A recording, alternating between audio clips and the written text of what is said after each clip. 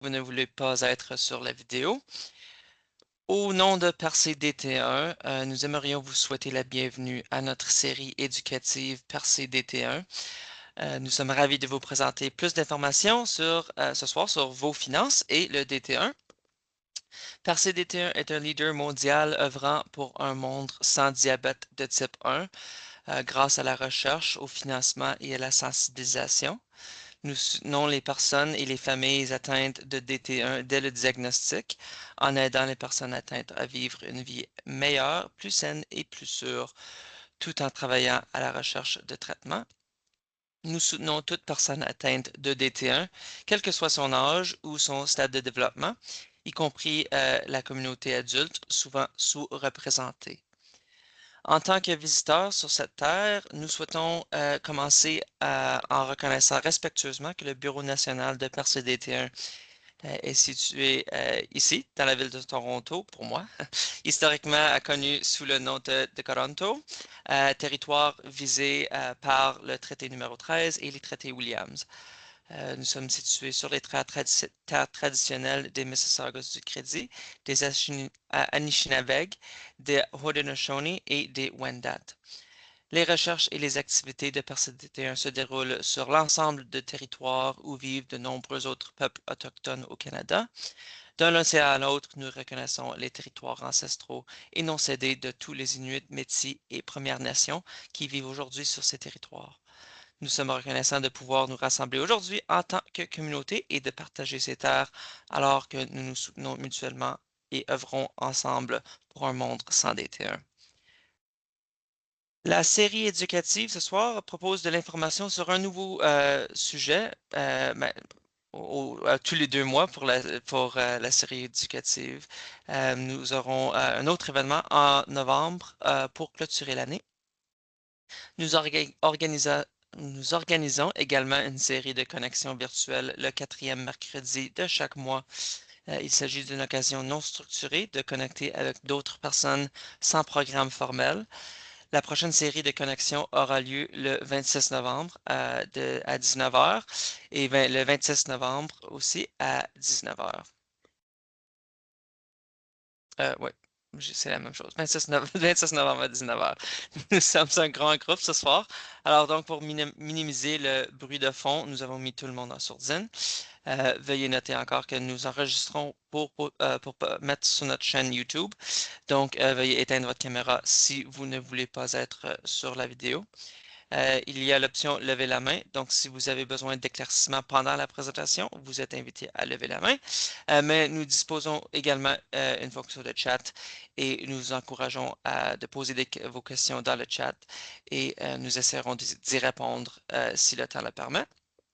Cette session sera enregistrée, encore une fois, et pourra être partagée avec vous demain. Nous fournirons une adresse électronique de contact dans la fonction de chat si quelqu'un a des commentaires ou un retour d'information sur la session. Alors, pour le sujet ce soir, le diabète de type 1 a un impact sur vos finances.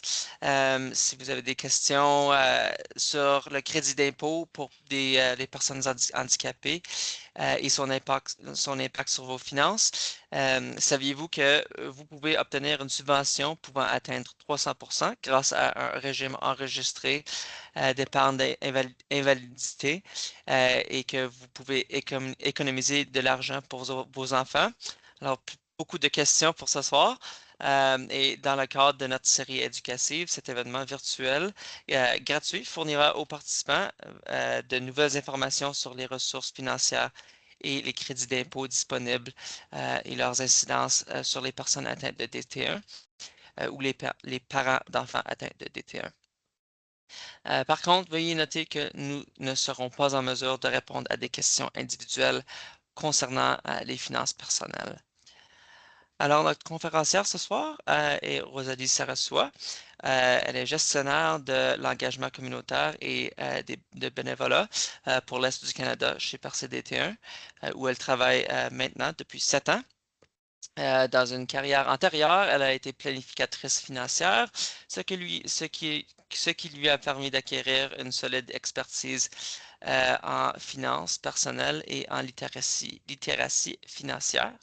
Cette présentation est un projet qui lui tient à cœur, né de nombreuses questions posées par la communauté des T1 concernant le crédit d'impôt pour personnes handicapées et le REEI, et s'inscrit dans les efforts de défense d'intérêts menés par PercDT1 pour améliorer l'accès à ce soutien financier essentiel. Alors, Rosalie, je vous passe la parole. Merci beaucoup, Jonathan. Merci beaucoup à tout le monde. Bonsoir. J'espère que la présentation va vous être très utile. Ce soir, on va parler de différents sujets concernant vos finances. Alors, juste pour vous dire, si vous avez une question, s'il vous plaît, le mettre dans le chat. Si vous avez concernant le thème dont on parle, je vois pas le chat, alors je vais demander à Jonathan de regarder pour voir s'il y a des questions. Sinon, on peut attendre jusqu'à la fin. Mais on va aborder 5 sujets différents. Le crédit d'impôt pour personnes handicapées, les prestations pour enfants handicapés, les crédits canadiens pour aidants naturels, 6 sujets en même. Puis la prestation canadienne pour les personnes handicapées, qui est tout nouveau.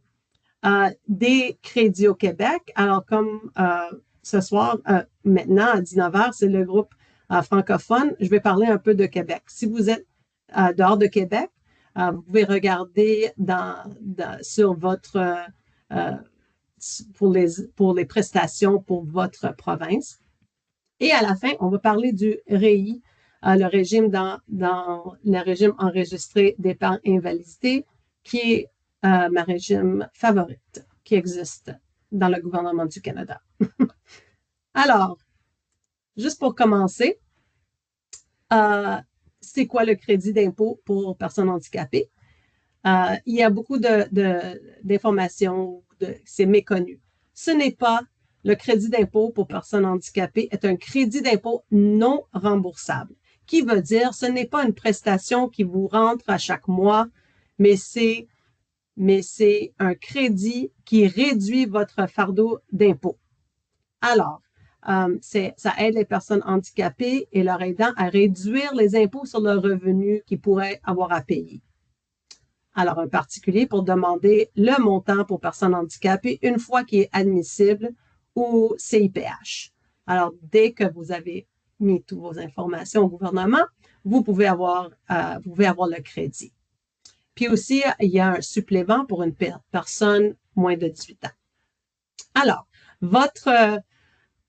l'objectif est de réaliser une plus grande équité fiscale, puis alléger les frais liés à la déficience. Pour votre cas de diabète, comme vous savez tout, le diabète, ça coûte très cher. Alors, c'est quelque chose, c'est pour défrayer les coûts que vous devez payer. On va rentrer plus dans les chiffres un peu plus. Alors, si votre professionnel, juste pour vous donner une petite autre chose, si votre professionnel de santé vous demande de payer des frais pour remplir la demande du CPH, vous êtes tenu de le payer. Ils peuvent demander un frais, ça c'est sûr. Toutefois, vous pouvez aussi les mettre dans vos impôts comme frais médicaux, si ça va vous aider dans votre déclaration de revenus. Alors, juste un petit truc et astuce. Alors, quand on était FRDJ avant, maintenant on est PercDT1, le projet de loi, juste ce qui est que on était très contents parce qu'on a fait beaucoup, on a plaidoyé longtemps, on a fait beaucoup de défense d'intérêt pendant des années pour que ça soit équitable et accessible aux gens qui sont atteints de DT1. Alors, depuis le 23 juin 2022, toute personne qui a reçu un diagnostic de diabète de type 1 a automatiquement le droit au CIPH. Alors, ces personnes-là ont plus besoin de fournir une liste de leurs activités, y compris le nombre moyen documenté d'heures. Il n'y a rien à faire maintenant, sauf, bien sûr, vous devez demander à votre professionnel de santé de remplir le formulaire T2201. Mais maintenant, c'est juste attester que vous êtes atteint de diabète de type 1 et c'est non curable. pour le moment. Nous autres, on œuvre dans la voie de curer le diabète de type 1, mais pour le moment, c'est non curable. Alors, vous pouvez aller jusqu'à l'année 2021 sans avoir, c'est vraiment juste une attestation, c'est vraiment que votre professionnel de santé a juste à signer le formulaire et attester que vous êtes atteint. Point final, rien d'autre. Et après, l'envoyer à l'ARC. Alors, juste des notes importantes, les personnes, bien sûr, ont encore besoin de signature d'un médecin praticien qui confirme le diagnostic. Alors, la nouvelle modification, ben là, il y a déjà 4 ans, mais il y a beaucoup de professionnels de la santé qui ne le savent pas. Mais, alors maintenant, depuis 2021, depuis l'année de 2021, vous n'avez plus à dresser une liste d'activités admissibles, vous n'avez pas à fournir le nombre minimal de fois par semaine pour les soins thérapeutiques. Il n'y a rien comme ça à faire. Alors, c'est ça. Vraiment, c'est juste remplir le formulaire et attester que vous êtes atteint de la maladie. Le CPH, pour les personnes atteintes de DT1, s'applique à l'année 2021 et après. Alors, vous pouvez demander en rétroaction jusqu'à 2021. Si vous n'avez pas maintenant le CPH, vous pouvez demander en rétroaction jusqu'à 2021, juste avec la signature de votre professionnel de la santé et avec l'attestation que vous êtes atteint de la maladie. Avant ça, on va parler un peu de ça. Alors, vous pouvez faire la demande de CPH en tout temps durant l'année. Et puis, si une déclaration de revenus a déjà été déposée, tu peux faire une demande quand même. Et tu peux faire et demander la rétroaction dans votre dossier de Agence Revenu Canada. Alors, il y a 2 manières de demander le CIPH et je vais vous dire tout ce que je vous dis est sur le site web de Agence Revenu Canada et c'est très facile, accessible, lisible. Alors, vous pouvez utiliser le formulaire papier.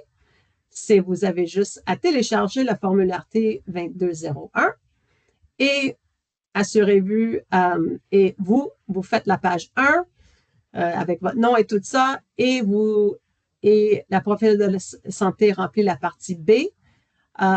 Et pour vous, c'est uniquement la section de soins essentiels et thérapeutiques. Même si vous avez d'autres problématiques, d'autres problèmes de santé, je vous encourage de juste aller à les dernières 2 pages du formulaire et juste le faire pour le diabète de type 1 parce que c'est fait accompli avec le diabète de type 1.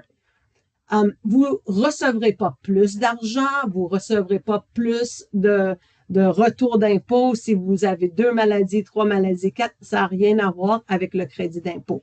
Alors, c'est plus facile si vous allez avec ce qui est sûr et certain, qui est le diabète de type 1, que vous allez recevoir le crédit. Alors, vous pouvez tout télécharger le formulaire, l'imprimer et l'apporter à votre médecin. Après ça,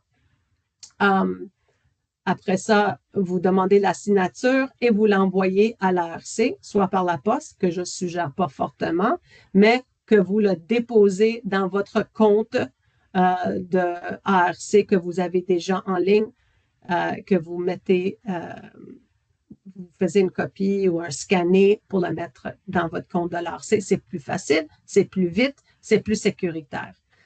Poste Canada, on ne sait jamais qu'est-ce qui va se passer.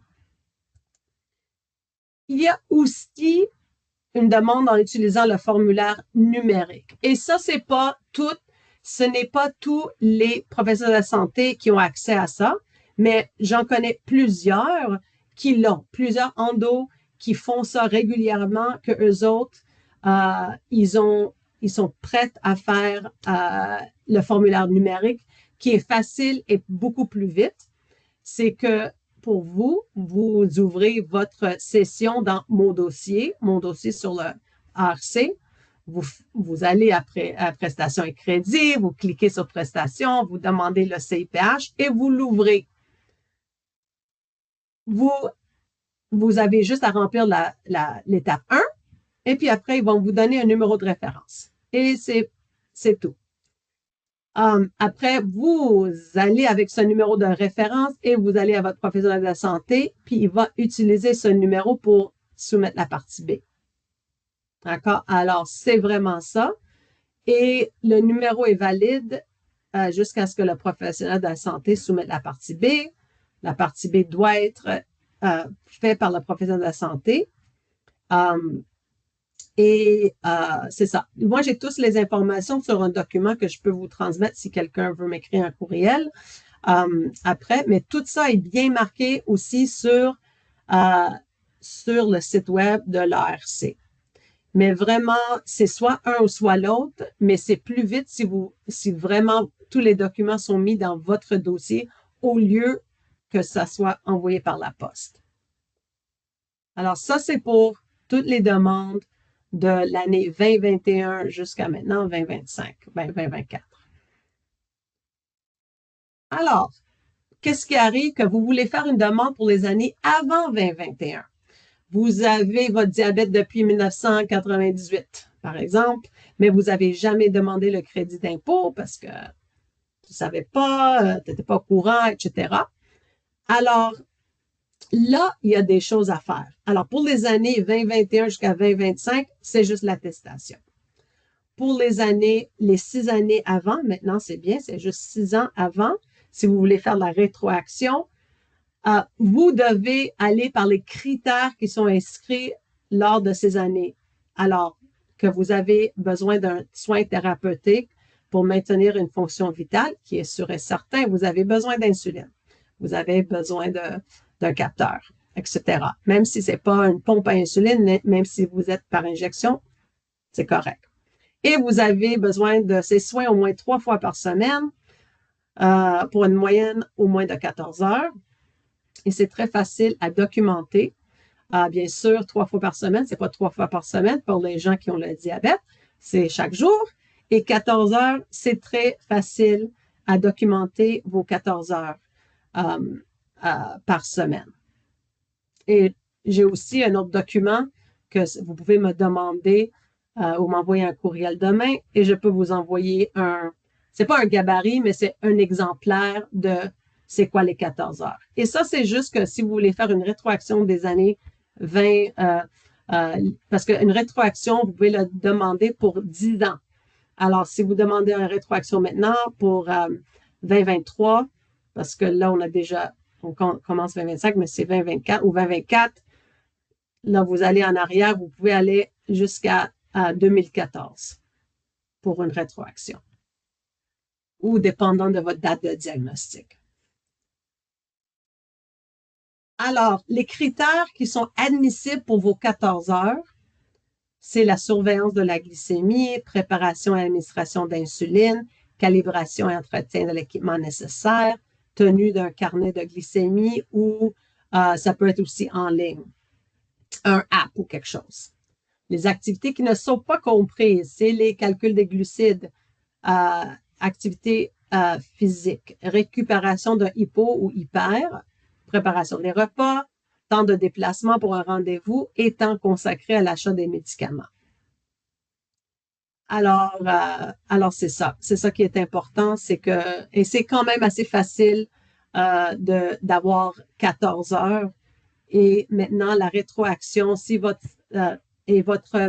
l'autre chose avec la rétroaction et les 14 heures, votre médecin doit aussi signer ces pages-là, que vous avez vos 14 heures. Je peux pas que 14 heures par semaine. Alors, juste quelques petits conseils et astuces pour le formulaire. Remplissez le formulaire vous-même avant d'aller voir votre professionnel de la santé, incluant les 14 heures par semaine. Alors, ça, c'est pour les gens qui demandent une rétroaction avant 2021. Alors, toujours, vous devez remplir la partie A, votre nom, etc., toutes vos informations pertinentes. La partie B du professionnel de la santé, pour vous, c'est dans les dernières pages, soit pages 15 et 16, je pense, ou 16 et 17. Mais pour votre 14 heures, vous pouvez avoir des pages extra pour expliquer 5 minutes ici, 10 minutes ici, 20 minutes ici, etc. Vous pouvez tout expliquer comme ça. La plupart des professionnels de la santé rempliront le formulaire si vous vous occupez correctement de votre DT1. Je l'ai entendu plusieurs fois que pour faire la rétroaction des 14 heures, alors 20-21 avant, les médecins, des fois, hésitent. Ça dépend de votre médecin. Mais vraiment, ne devront pas hésiter parce que maintenant, c'est pour tout le monde. Alors, c'est ça. Je sais pas. Mais vous pouvez m'envoyer un courriel si vous avez des problématiques. L'assurez-vous que votre médecin note que votre condition est permanente. Ça, c'est très important parce que quand vous recevez votre crédit d'impôt, quand vous recevez votre formulaire, ils vont vous donner une année. Alors, vous êtes admissible de 2024 jusqu'à X date. Maintenant, pour les gens qui ont le diabète de type 1, ils font une période indéterminée qui est super bon, qui veut dire que vous n'avez jamais à refaire cette paperasse. Et que chaque année, vous pouvez demander le crédit d'impôt parce que vous aurez déjà votre certificat de déficience. Ben, malheureusement, ça s'appelle certificat de déficience, malheureusement, mais c'est ça. Alors, l'ARC font ces décisions sur que vous êtes, pour ce qui est écrit sur le formulaire. Alors, écrivez le plus possible. Et si vous êtes rejeté, réessayez. Ils ne peuvent pas dire non pour les années 2021 jusqu'à 2024. Ça, c'est impossible. Ils ne peuvent pas dire non. Mais ils peuvent dire non pour 2020 et avant si vous demandez une rétroaction. Alors, combien d'argent ça peut réellement vous pouvez récupérer? Alors, un crédit d'impôt non remboursable, le maximum, c'est un remboursement, disons, de 1 480 $. Mais cela, c'est juste si vous avez payé 1 480 $ en impôts. Alors, comme c'est un crédit d'impôt non remboursable, vous devez payer déjà des impôts pour avoir droit à ce crédit. OK? Il existe également un supplément non remboursable pour les personnes de moins de 18 ans. Alors, qui veut dire que si vous le faites pour votre enfant, vous pouvez recevoir vous pouvez recevoir un retour d'impôt, dépendant, bien sûr, de votre cas, de 2 344 $. Mais ça devient très intéressant si vous avez payé des impôts pendant 10 ans, vous n'avez pas un crédit d'impôt. Un rétroaction, ça pourrait être, bien de 10 000 $. Alors, ça vaut vraiment la peine de le faire et demander la rétroaction si vous n'avez pas fait. OK. Est-ce qu'il y a des questions sur le CIPH pour le moment?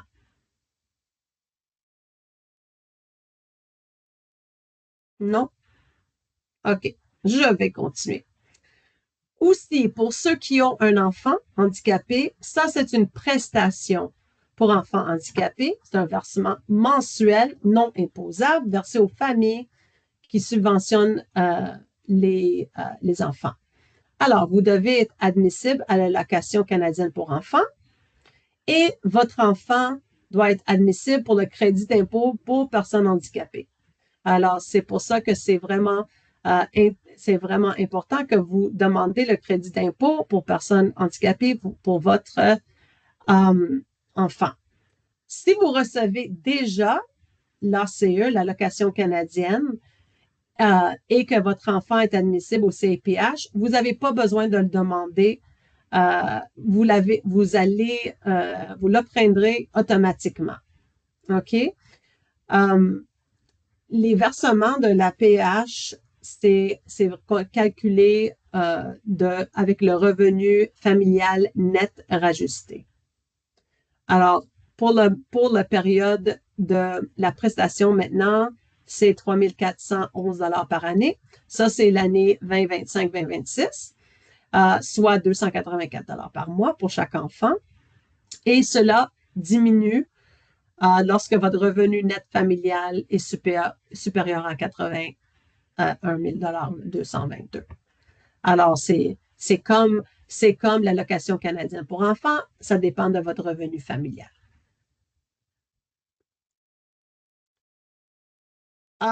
Je vais parler juste vite du crédit canadien pour aidants naturels. C'est quand même nouveau, mais jusqu'à date, je ne connais pas beaucoup de personnes avec le diabète que leur conjoint ou conjointe ait accès, parce que celui-là, c'est pour soutenir les personnes qui prennent soin de membres de leur famille, mais je le mentionne parce qu'on a des questions sur ça. Alors, si vous êtes atteint de diabète de type 1, en principe, votre conjoint ou conjointe peut demander le crédit canadien pour aidant naturel parce que vous avez le CIPH. Mais la personne à charge, soit la personne ayant le diabète, doit avoir un revenu inférieur à 28 000. Alors, c'est vraiment pour les personnes qui ne travaillent, qui ne peuvent pas travailler, etc. Et l'autre personne doit vraiment prendre soin d'eux.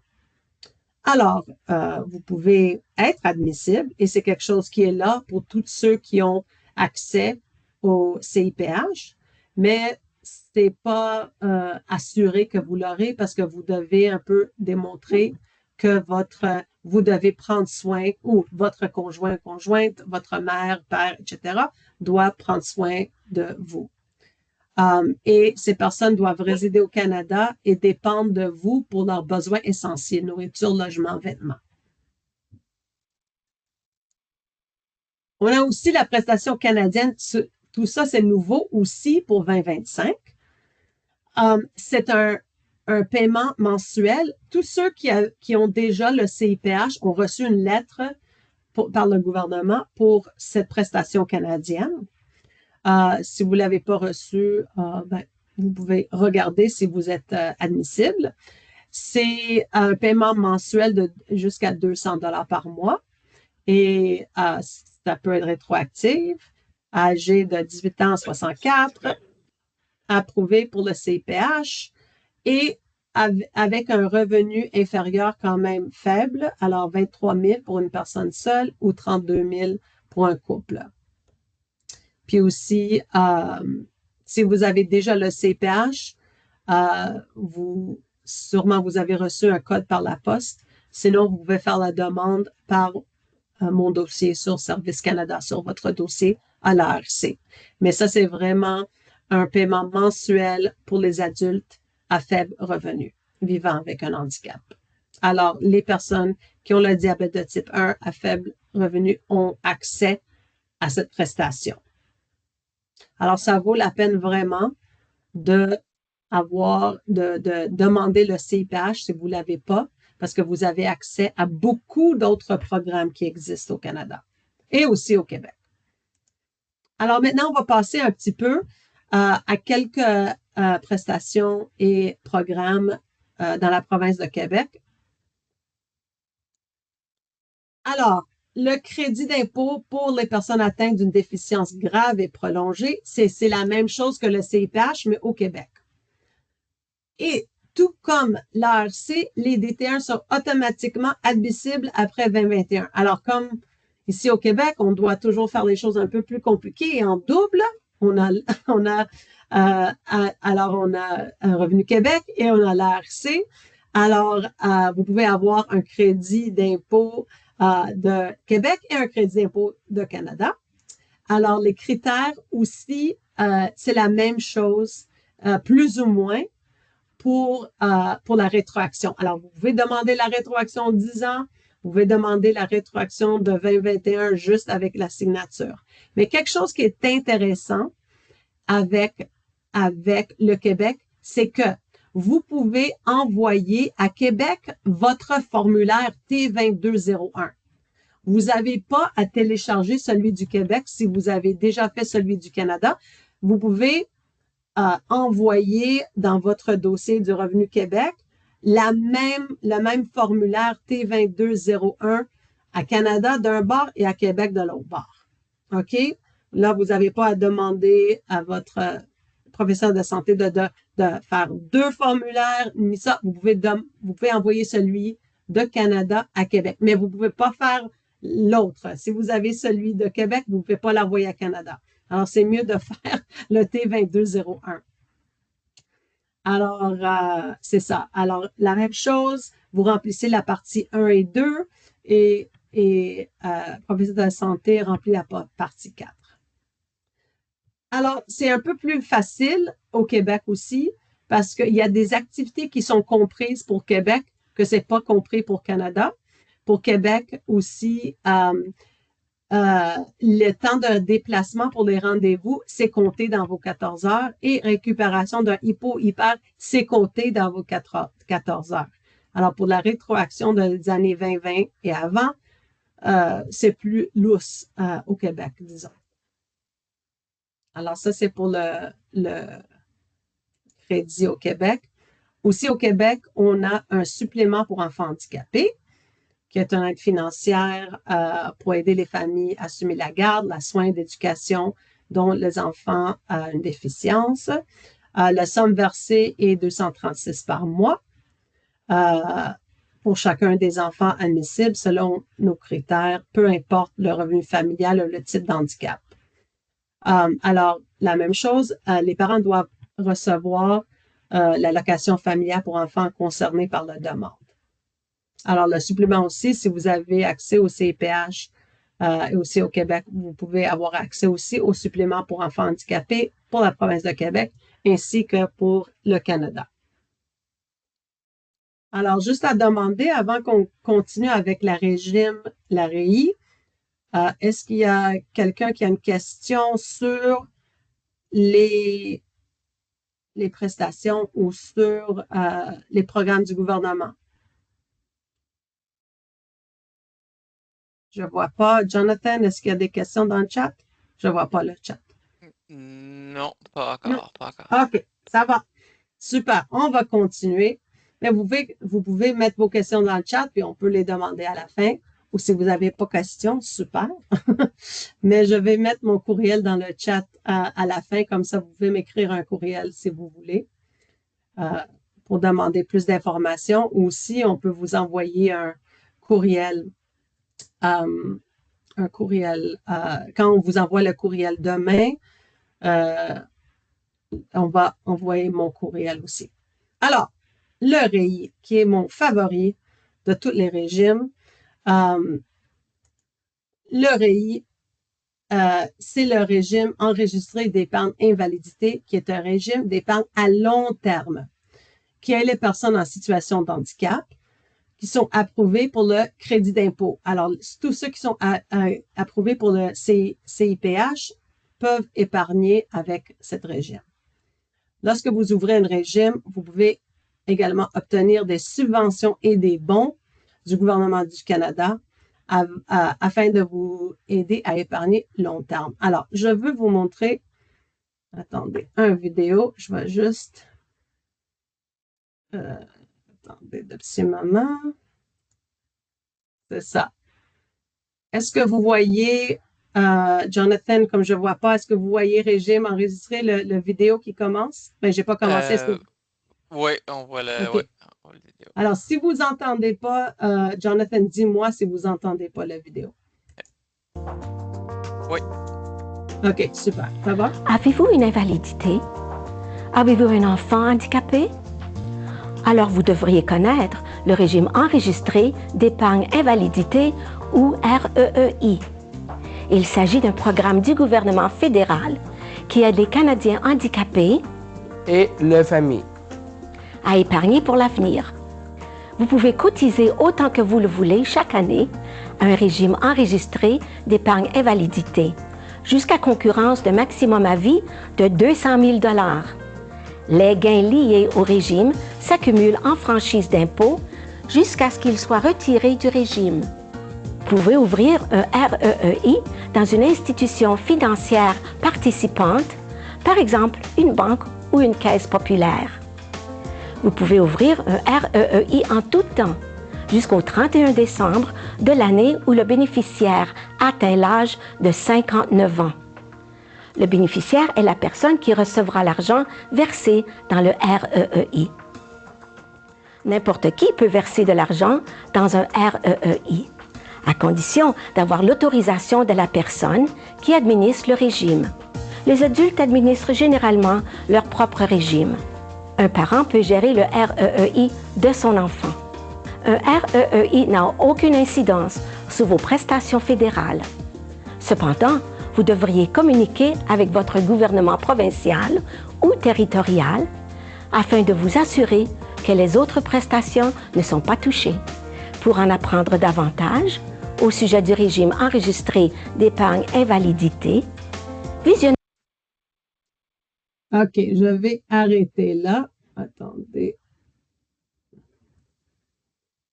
OK, je vais arrêter là parce qu'on va parler du REI, que vraiment, pour moi, le REI, c'est quelque chose de très important pour tous ceux qui ont accès au CIPH. Même si vous pouvez juste mettre un petit montant, ça vaut la peine. C'est incroyable. Alors, pourquoi? Parce que lorsque vous ouvrez un REI, vous pouvez présenter une demande de subvention canadienne pour l'épargne et le bon canadien pour l'épargne. La subvention canadienne est une subvention de contrepartie qui est versée jusqu'au 31 décembre de l'année que vous atteignez 49 ans. Alors, si vous avez 20 ans, vous ouvrez un REI, le gouvernement va aussi cotiser un montant jusqu'à l'âge de 49 ans. Cela signifie que vous cotisez à votre régime et le gouvernement cotisera également à votre régime. Alors, il faut un type de match. Alors, le moment maximum annuel de la subvention est 3 500, qui veut dire le montant maximum que le gouvernement va mettre pour vous, c'est 3 500 et c'est limité à 70 000 au cours de votre vie. Le bon canadien. Alors ça, c'est pour tout le monde. La subvention pas peu importe mais ça dépend de combien le gouvernement va mettre. La subvention dépendant de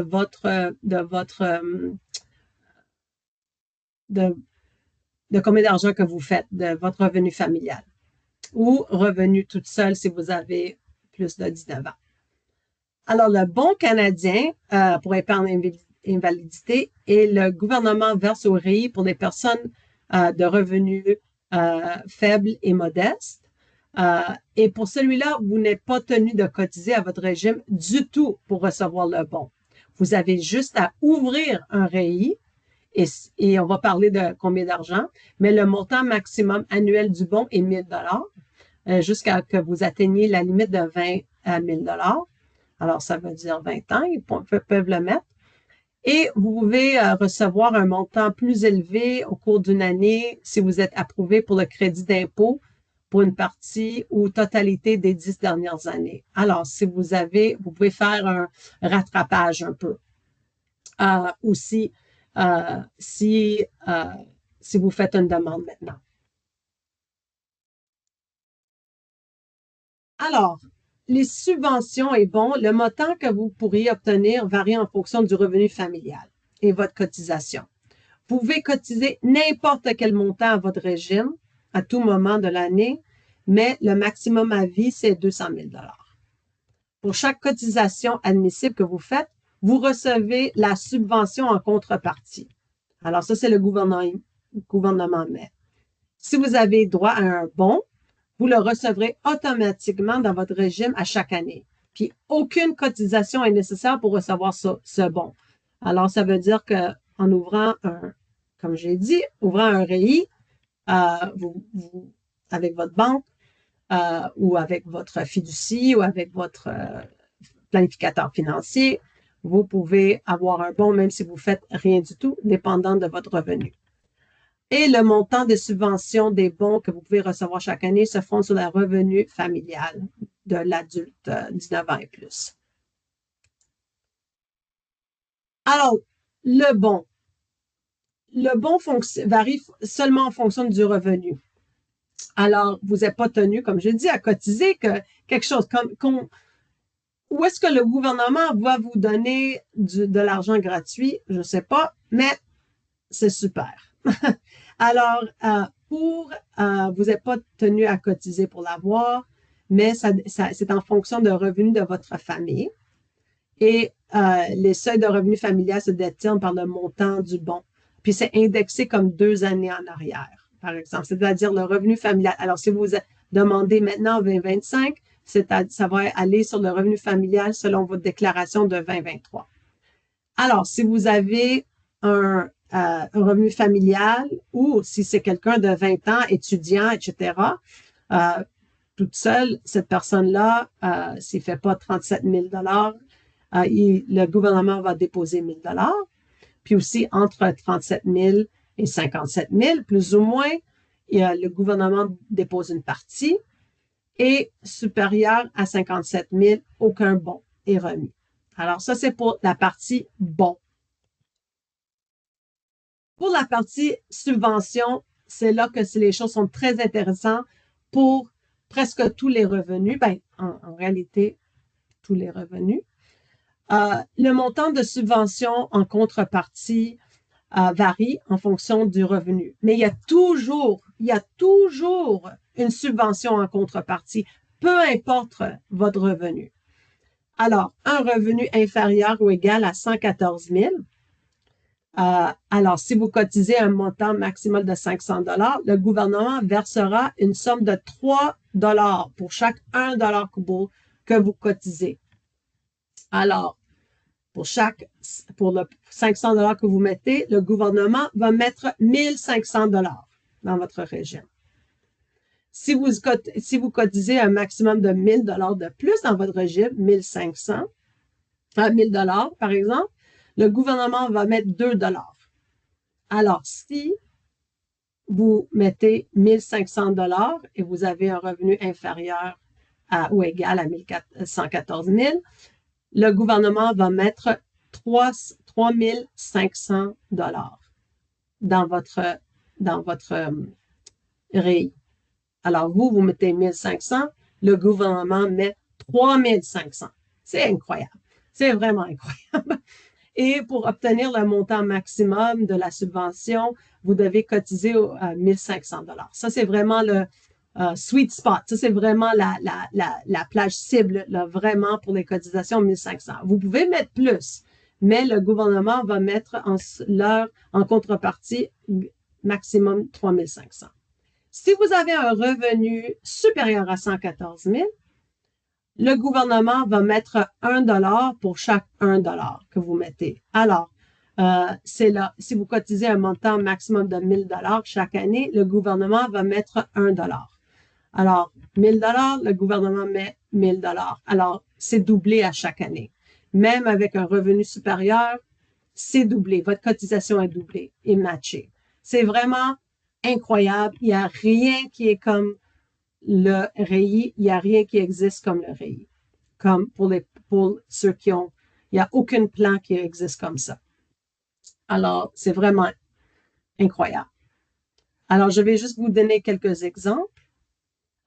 Marty a un revenu familial de 3 700 $. Il a cotisé 50 $ dans l'année à son régime. Le gouvernement va verser une subvention de 150 $ et il va recevoir aussi le bon. Geneviève, bon de 1 000 $. Alors, lui a juste mis 50 $. Le gouvernement met 150 plus 1 000 $. Alors, lui a cotisé 50, puis le gouvernement a cotisé 1 150 $. Geneviève a un revenu familial de 80 000 $. Elle cotise 1 200. Le gouvernement versera une subvention de 2 900, calculée comme suite. Le 1 500 pour la première tranche de 500 et 1 400 pour la dernière tranche de 700. C'est ça. Alors, Miguel, revenu familial de 110 000, cotisé 2 000 $ à son régime. Le gouvernement versera une subvention de 3 500, de subvention annuelle maximum. Et puisqu'il a cotisé est supérieur à 1 500, il n'obtiendra pas de subvention en contrepartie pour la dernière tranche de 500. Mais bien sûr, il a fait un investissement. Alors, ça, c'est très important. Et ça, d'autres, elle sent un revenu familial de 1 550 000, cotise 400 $. Et aussi, le gouvernement va mettre en contrepartie 400 $. Et Miguel a un revenu familial de 200 000. il a mis 1200 dans son régime, le gouvernement va mettre 1000 $ parce que c'est le montant annuel maximum. Alors, moi, je ne vends pas les REI, mais je vous suggère fortement d'aller parler avec votre banque ou Caisse Pop ou votre fiducie pour en demander. Alors, je veux vraiment que vous donnez quelques exemples parce que c'est vraiment quelque chose incroyable comme qu'est-ce que ça fait une différence avoir la cotisation du gouvernement. C'est incroyable. Alors, ça, c'est tous un annuel si on débute comme le bleu ici. Le bleu ici, commence avec, on fait une contribution à 15 ans, puis on finit à 49 ans, parce qu'on peut juste finir. Alors ici, c'est des contributions qu'on commence à un certain âge, puis on arrête à 49 ans. Parce qu'à 49 ans, pour les REI, il arrête de donner des bons et des subventions. Alors, mais j'ai continué jusqu'à 65 ans pour l'intérêt composé. Alors ici, la ligne en bleu, ici, c'est ça, on commence à 15 ans, et puis on met juste dans un épargne, puis on a un intérêt composé de 5%. Puis à la fin de ça, c'est super bon. On va avoir 310 000 $ pour notre 1500 par année parce qu'on commence jeune, mais c'est un 5%. Mais si on a fait un REI pour la même personne, on commence à 15 ans, puis on ouvre un REI, le même 5% d'intérêt composé, mais vous avez mis 1500, le gouvernement a mis les 3500. Là, on a des gains à la fin, à 65 ans, il y a 1 million de $. Alors, vraiment, ça pour dire, ça c'est vraiment juste pour montrer aussi que commencer jeune, ça vaut la peine si vous pouvez. Bien sûr, tout le monde peut pas le faire, mais plus jeune qu'on commence à faire des investissements, mieux ça va. Même si ça commence, même si c'est un petit montant, l'intérêt composé est très important au fil des années. Alors, comme vous pouvez constater, commencer plus tôt et contribuer davantage mène à des rendements nettement plus élevés et de contribuer dans un REI que le gouvernement verse 1 $, 2 $ ou 3 $ extra, ça vaut vraiment la peine pour pour à la fin de tout ça. Il y a certaines limitations. Oui. Rosalie, il y a une petite question dans le chat, on va le poser tout de suite, je pense. C'est Amélie qui pose la question. Est-il pertinent d'ouvrir un REI et d'y cotiser si j'ai 48 ans? Ça dépend. Ça dépend de votre revenu. Ça, c'est une très bonne question.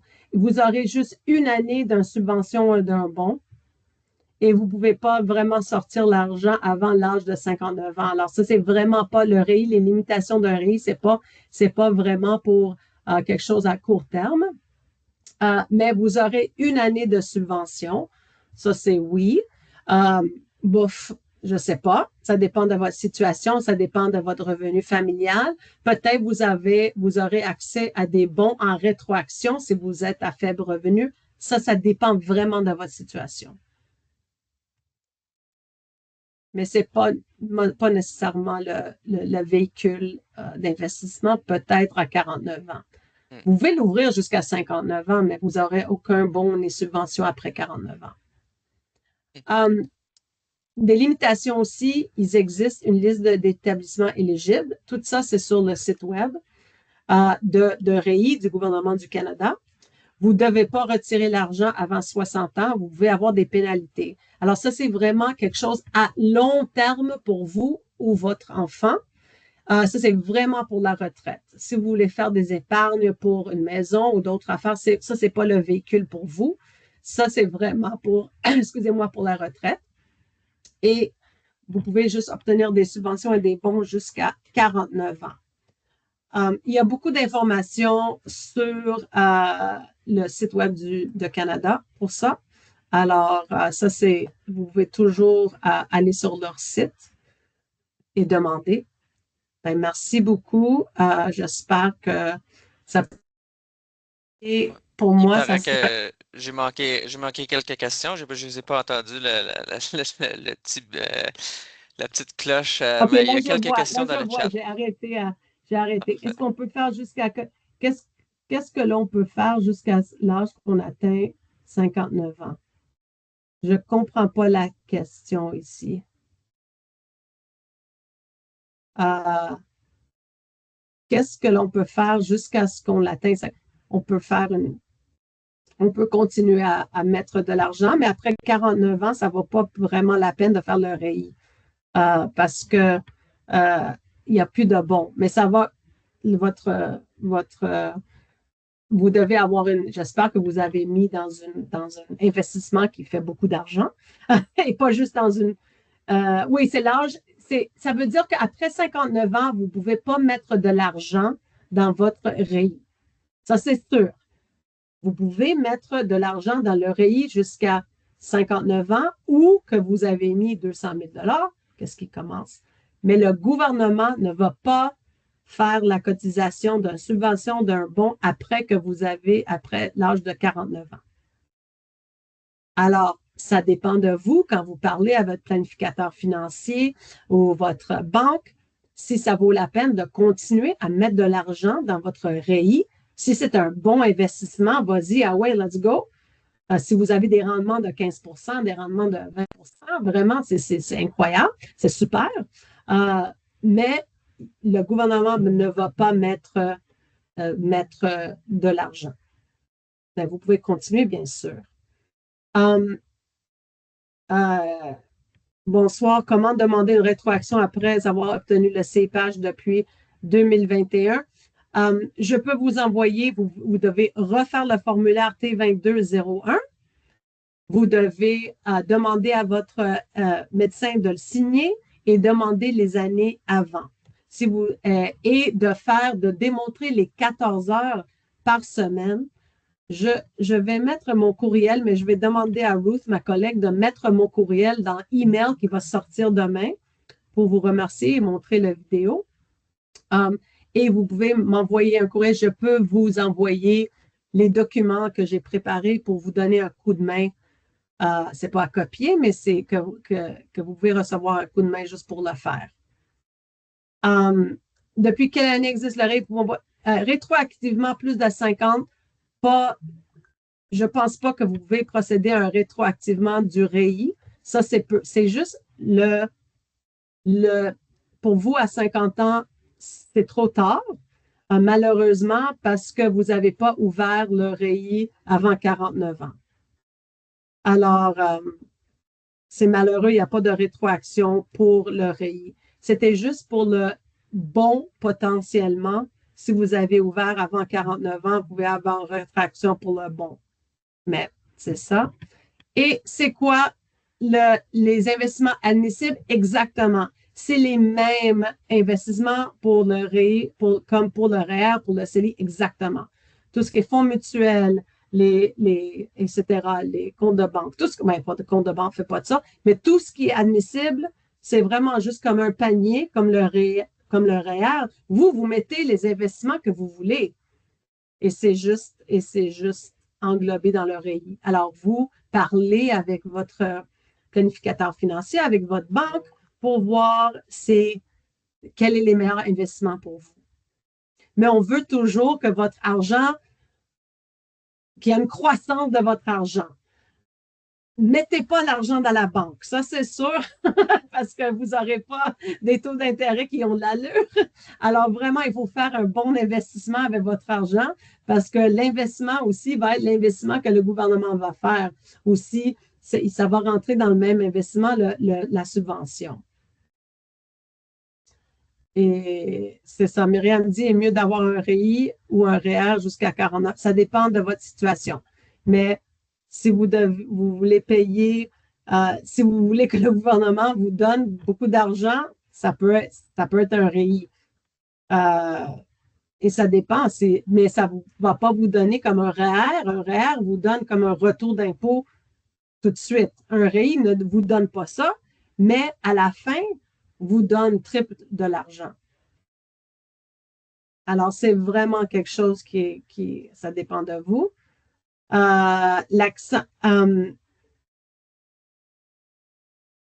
Une bonne question. Alors, quelle est la somme maximale qu'on peut cotiser par an? La somme maximale par an, c'est 200 000 $. C'est la somme maximale. C'est 200 000 $, peu importe que ce soit dans une année ou dans toutes les années. Alors, c'est 200 000 $ par plan. Et la somme qu'on peut retirer à 60 ans, ça dépend de combien d'impôts vous voulez payer. Alors, si vous retirez 200 000 $, vous allez payer d'impôts sur 200 000 $. Alors, comme n'importe quel type de planification financière, il faut vraiment regarder à la fin de tout ça pour payer le moins d'impôts à chaque année parce que c'est imposable à la fin. Alors, si vous sortez 200 000 $, vous allez payer des impôts sur 200 000 $. Alors, c'est ça qu'il faut faire attention. La rétroaction, lorsqu'un diagnostic tombe en 2019, on a fait la demande de CAP. Oui, ça veut dire que si vous avez fait la demande en 2019 et vous avez le CIPH depuis 2019, vous recevez déjà le crédit à chaque année. La rétroaction, c'est pour ceux qui, aujourd'hui, n'ont pas le CIPH et puis ils veulent demander une rétroaction pour les années à l'intérieur. Alors, il n'y a pas de rétroaction si vous avez le CIPH en ce moment. Il n'y a pas de rétroaction à faire.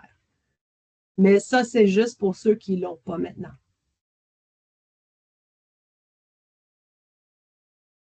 Alors, est-ce qu'il y a d'autres questions? J'ai 2 petites minutes parce que maintenant, je dois accéder à celui en anglais tout de suite. Alors, si vous pouvez écrire, là, c'est volunteers@breakthrough-t1d.ca ou aussi, je vais mettre le mien, mais ça serait aussi sur demain. Alors, vous pouvez m'écrire, Rosalie Sarassois, et ça me ferait un plaisir de vous envoyer les documents que j'ai faits avec les liens vers tout que vous avez besoin sur les sites web et tout ça, et comment demander vos 14 heures. Alors, merci beaucoup à tout le monde et bonsoir. J'espère que c'est utile pour vous et n'hésite pas à m'envoyer un courriel. Merci tout le monde d'être venu aujourd'hui pour votre participation. On sait que tout ce qui touche